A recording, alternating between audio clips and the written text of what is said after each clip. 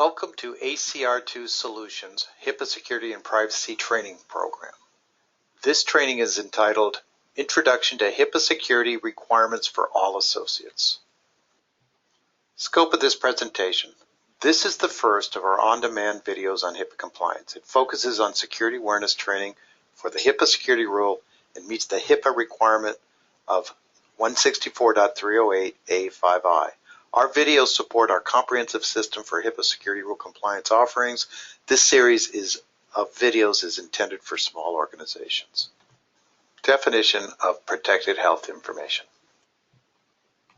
So what is PHI or ePHI or PII? PHI, personal health information, ePHI, electronic personal health information, and PII, personally identifiable information, are many things. Below are the 18 categories of PHI. Not our opinion, this is from the definition. Note how broad this protected information is, and it does not have to be all of it. It can be as little as a first name, last name, and a procedure. As an aside, it includes many potential identifiers from web access, from email, from fax that can be used to identify an individual. It is important for all facilities that are considered a covered entity under HIPAA and their BAs to have a social media policy in place in order to protect the organization from any negative outcomes. About this security awareness training. Security awareness training. This security awareness training is designed to be updated to coordinate with your site-specific security policies, procedures, and other safeguards. Lack of training in site-specific security measures can lead to fines and sanctions, as in the case of UCLA Medical, which was fined $865,000 for lack of security awareness training program. This training is based on NIST guidance, the National Institute of Standards and Technology. NIST was assigned the task of defining information security standards for all federal agencies, including Health and Human Services, HHS, and the Office of Civil Rights, OCR, the enforcing body of the HIPAA security rules. OCR auditors refer to the NIST as the industry standard for protecting ePHI. NIST 800-66, an introductory standard to complying with the HIPAA security rule, are the basis for this training. Next up, NIST program integration.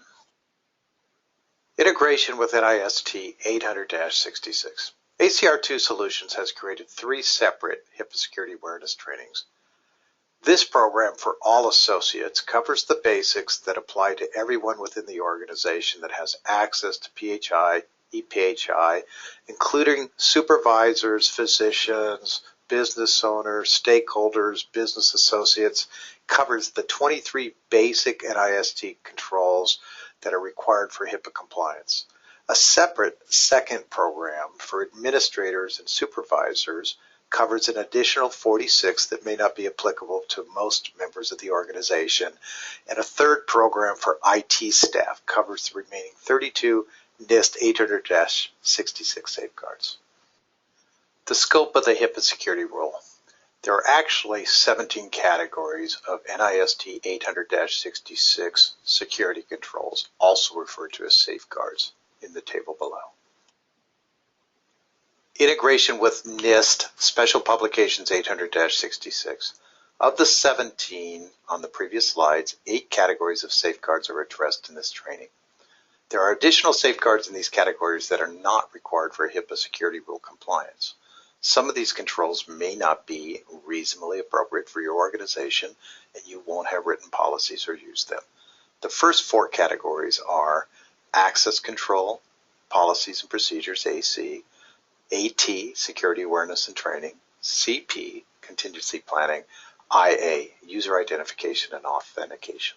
The remaining 4 safeguard categories are IR, incident response policies and procedures, MP, media protection policy and procedures, PE, physical access authorizations, and SI, system and information integrity and policies. Security awareness training topics. Associate responsibilities, the meat of this program. Associate responsibilities. Associates who are given or allowed access to protected health information have an obligation to safeguard that information. The safeguards that this training will address are the basics. There are many more things you could be doing, but these are the things you must be doing. Failure to follow and apply these safeguards can be a contributing factor to unauthorized release of protected health information. A typical medical identity theft now costs the victim over $20,000 and takes years for them to resolve. The training program. Each of the 8 top-level categories will have a definition page. For each of the safeguards, there are 2 sections plus a title. The first section is a summary of the safeguard. The second section is recommended practice or current guidance on how to carry out the safeguard within your organization. Security awareness training topics. Access control definition. Access is the process of being able to read, modify, and/or save protected health information. Access control includes the safeguards needed to restrict access only to authorized personnel. Access control policy. Summary. The organization writes, reviews, and updates a policy controlling access to the information. The organization gives the policy to all staff. All staff understands the security policy. The purpose of the security policy is to protect customer information. The policy includes details about how the organization protects customer information. Access control policy. Recommended practices. All computer access is controlled using passwords. The use of fingerprint or voice print as a second type of authentication is growing rapidly. However, strong passwords are best to use today for most systems. They should be at least 12 to 16 characters. They should change quarterly, every 6 months. Passwords should include letters, numbers, and symbols, uppercase, lowercase. And passwords should not be shared or disclosed to anyone. Ideally, even the IT personnel should issue new passwords or send emails to allow you to reset your password. Access control for remote access. Summary. The organization authorizes, monitors, and controls all methods of remote access to the information system. Access control policy for remote access. Recommended practices. Remote access should only be allowed using secure communications such as VPN, Virtual Private Network, or HTTPS, the securely encrypted form of hypertext transfer protocol commonly seen in browsers. All remote access should pass through an intrusion detection system, IDS, firewall, that is enabled for logging and monitoring all entries and exit communications. Access control policy for portable and mobile devices. Summary. The organization establishes guidance for organization-controlled portable and mobile devices and authorizes, monitors, and controls device access to organizational information systems. This is becoming more and more important as employees use their own devices on the company or practices networks. Access control for portable and mobile devices. Recommended practices. Theft and loss of mobile devices is the leading cause of all data breaches, the blue and red sections in the chart below. All mobile devices accessing EPHI should have their hard drives encrypted without exception.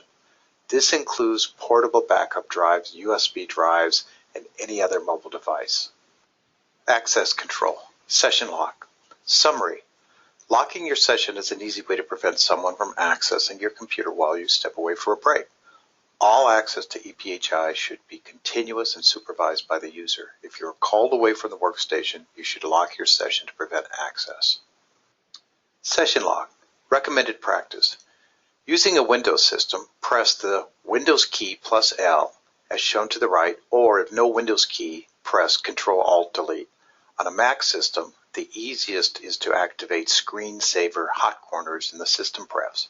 By selecting Desktop and Screensaver and choose which corner of the screen starts the session lock on your computer. Access control. Session termination. Summary. If idle, the computer system automatically ends a remote session after a period of time chosen by the organization.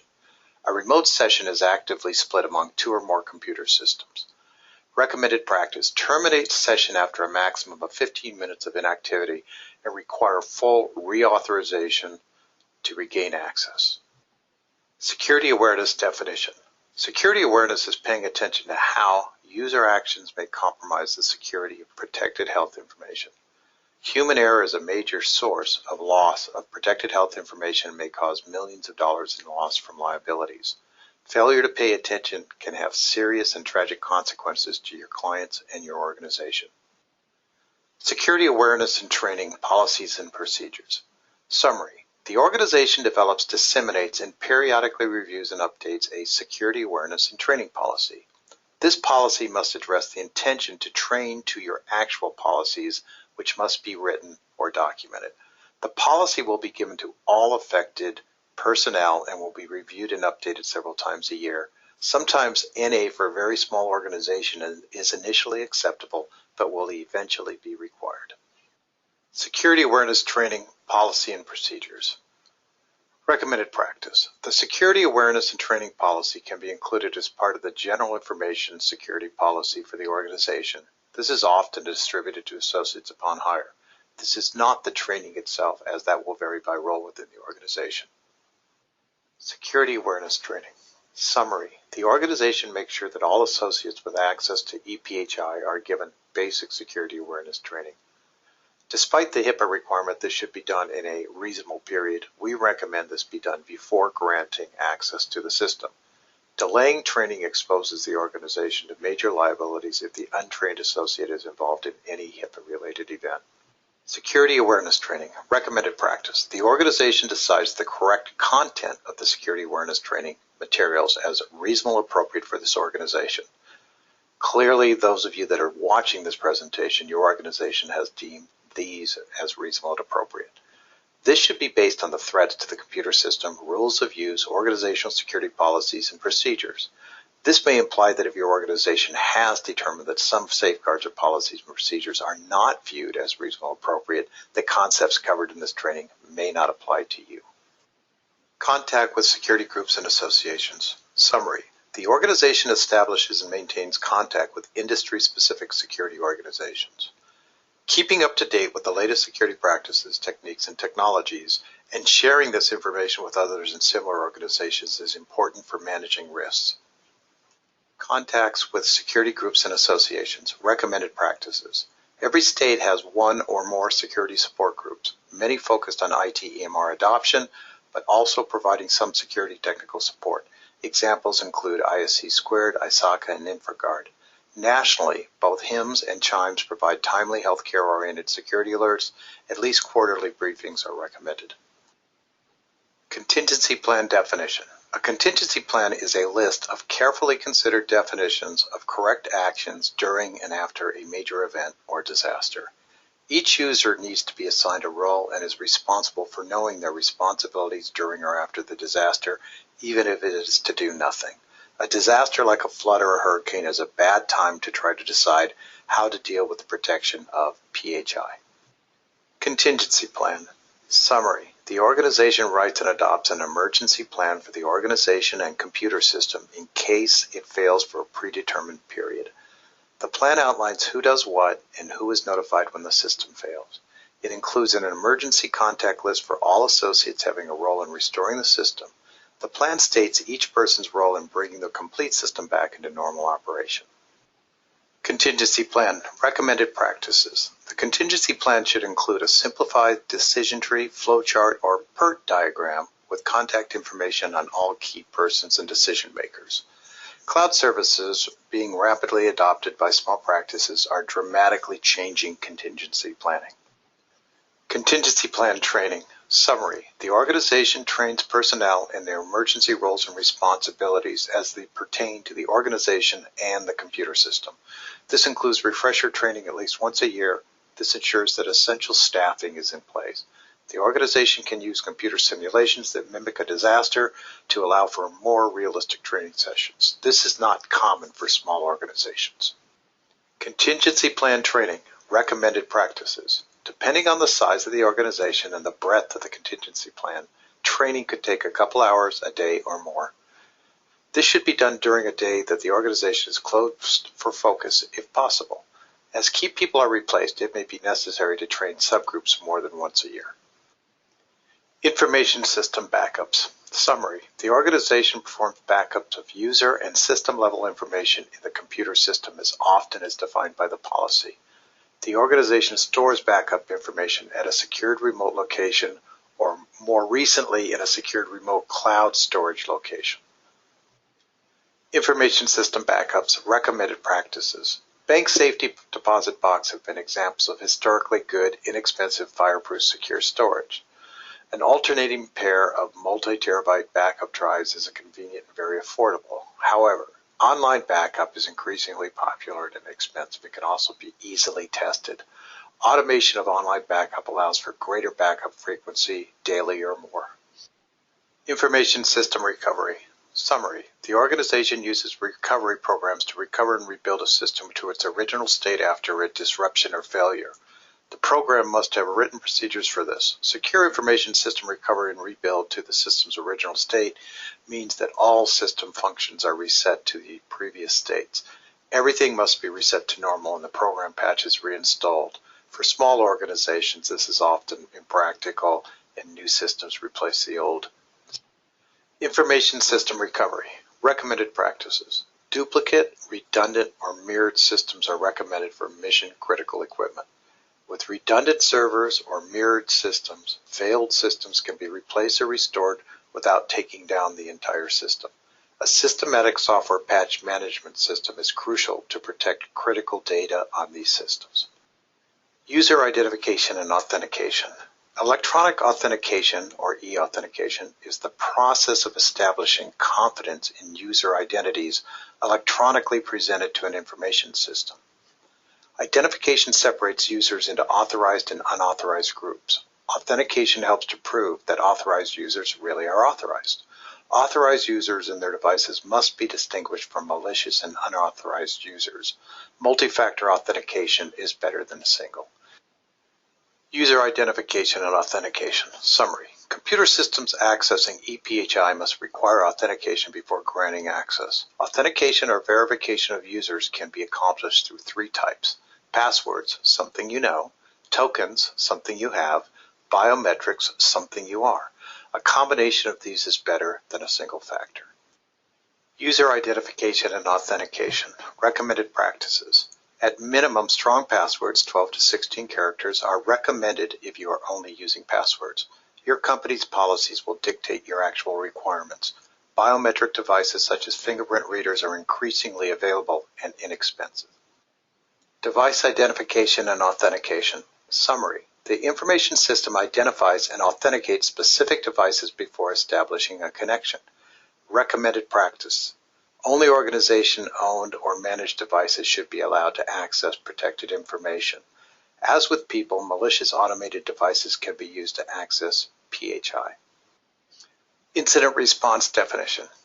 164.308A6II requires a covered entity to identify and respond to suspected or known security incidents, mitigate to the extent practicable harmful effects of security incidents that are known to the covered entity, and document security incidents and their outcomes. As with disaster and contingency planning, a security incident is a bad time to try to decide how to respond. All users need to know their responsibilities, if any, in the event of security incident. Incident response policies and procedures. Summary. The organization writes an incident response policy. Breaches are incidents where the loss of data is confirmed. If ePHI, it must be properly addressed and in a timely manner. This varies from state to state. It must be given to all employees and be reviewed and updated at least once a year. The policy states why it is needed, to whom it pertains, and who will take an active role in incident response. Incident response policies and procedures. Recommended practices. The 2013 HIPAA Omnibus Rule greatly expanded breach response requirements, including public notification and patient notification. Law enforcement interaction should also be addressed for criminal breaches. For discussing incidents with the media and others, organizations often find it beneficial to designate a single point of contact. Incident response training. Summary. The organization trains personnel in their incident response roles and responsibilities for systems containing ePHI. Training will be repeated at least yearly or by policy. Recommended practices. Attempting to simulate the activities to the point of contacts and phone numbers make the process more useful. Understanding the process, requirements, and time constraints will assist in good decisions in a stressful situation. Incident response testing. Summary. The organization tests the incident response plan at least once a year by using tests and exercises. The organization decides what test to use as long as the test measures how good and effective the response was and the results are recorded. The organization can use a computer program to test how well the incident response works. Always refer to an event as an incident until it is shown to be a breach. It is then reportable to HHS. Incident response testing. Recommended practice. The more realistic the testing, the more valuable the lessons. This is a safeguard to be taken seriously. Testing should not be, if possible, on a day that the practice is in operation with members of the public present. Media protection definition. Lost or stolen unencrypted media, CDs, hard drive, thumb drives, backup tapes, and more were the major source of breaches in 2013. All users need to know how to properly handle, protect PHI, and dispose of media. Media protection policies and procedures. Summary. The organization writes a media protection policy. Media is anything that stores or has the ability to store electronic data. It is no longer just a historical CD, DVD, thumb drive removable media. Many devices may contain ePHI. All media used should be identified. This policy will be given to all persons affected by it and be reviewed and updated regularly. Media protection policies and procedures. Recommended practices. Media security needs to focus on foremost encryption, controlled access and ensured destruction by approved means. Loss of encrypted media is a major source of breaches. Physical access to media can be controlled with locks and restrictions. Destruction will also involve mechanical destruction such as crushing, shredding, and running over with vehicles. Media access. Summary. The organization makes sure that only approved users have access to information in printed form or on digital media removed from the computer systems. This includes laptops, cell phones, mobile devices, USB drives, PDAs, and all similar devices. Media access. Recommended practices. Unless guards control access to media storage areas, the organization uses automated security technologies to make sure that only approved associates have access to such storage areas. The security access control devices audit attempts at access and logs accesses that were successful. This is not reasonable and appropriate for small organizations and some remote offices. They may, however, be implementing compensating controls. Media transport. Summary. The organization controls all information systems media, paper, oral, and digital. The organization restricts the pickup, receipt, transfer, and delivery of such media to vetted, authorized persons only. This includes voicemail files, copiers, and fax machines, which may have escaped the notice and control like other devices and media. Media transport. Recommended practices. Transport of unencrypted information in any form must be tightly controlled. Delivery should be hand-to-hand. All transferred need to be fully documented. Media or files should never be left for pickup. Media sanitation and disposal. Summary. The organization sanitizes, adequately erases, computer system digital media using approved equipment, methods, and procedures. The organization tracks and monitors media wiping. The equipment used is tested and the wiped media is checked to make sure it is working with the data deleted. Media sanitation and disposal. Recommended practices. Sanitation includes removing all labels, markings, and activity logs from the media. The National Security Agency maintains a listing of approved products at the following website. They are approved for hard drive erasing and destruction capability. Small organizations often use drills, hammers, and then manage the pieces as reasonable and appropriate. Physical access controls for display media. Summary. The organization controls access to computer system devices that display information on their screens. This is done to prevent unauthorized persons from seeing ePHI on the display screen. Recommended practice. Furniture should be arranged so the displays are not visible from the walkways. Monitors in rooms need to be logged out or session logged after use and after leaving the room. System integrity definition. HIPAA requires PHI to be protected from loss, theft, corruption, or destruction. Procedures to guarantee integrity of PHI are a moving target and change frequently. This is a difficult task. for small organizations as reasonable and appropriate. And last, system security alerts and advisories. Summary. The organization receives computer system security alerts and advisories on a regular basis. Recommended practice. Security alerts should be provided to users on a weekly basis in the form of training tips. Users have training with the active testing accounts for ACR2 will receive regular updates from ACR2 solutions. Security awareness training topics. The test and accessing the portal. Accessing the test site. Appointed testing managers are the only ones that can manage your access to the testing site. They will send you an email with the details as shown below.